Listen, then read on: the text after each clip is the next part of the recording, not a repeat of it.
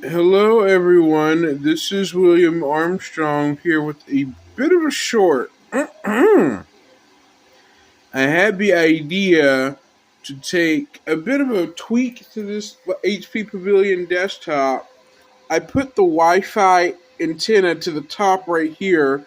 I super glued it down, but there's the Wi Fi antenna right there, that wire that goes into the case, into the motherboard here. There's a Wi Fi chip on the motherboard, and there's like a little Wi Fi socket there.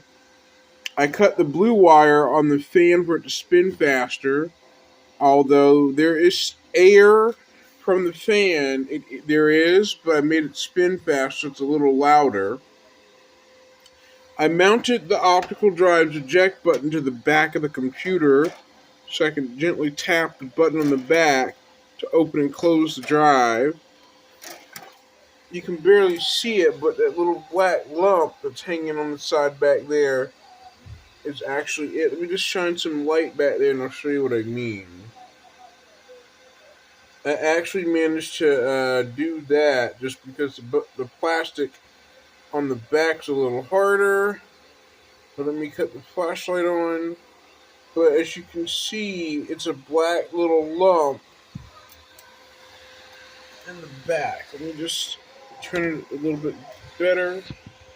There's the black lump, which is that eject button for the optical drive. Right here. So if I tap it, out comes the optical drive. When I tap it, it'll go back in.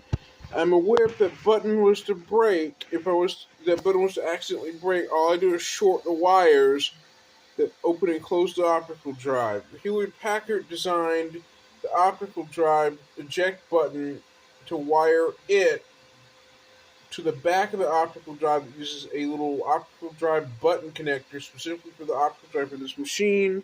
Hewlett Packard did that.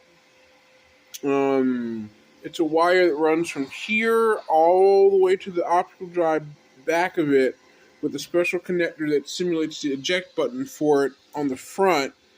Just originally, Hewlett Packard put it right here where the eject button for the optical drive is in the front, but that button's a little harder to press. So you have to take a sharp object and press hard enough on the button to open it.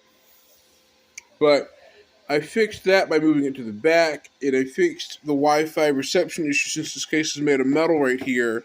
I put the little antenna, I super glued it to the top right there just to improve Wi-Fi performance a bit.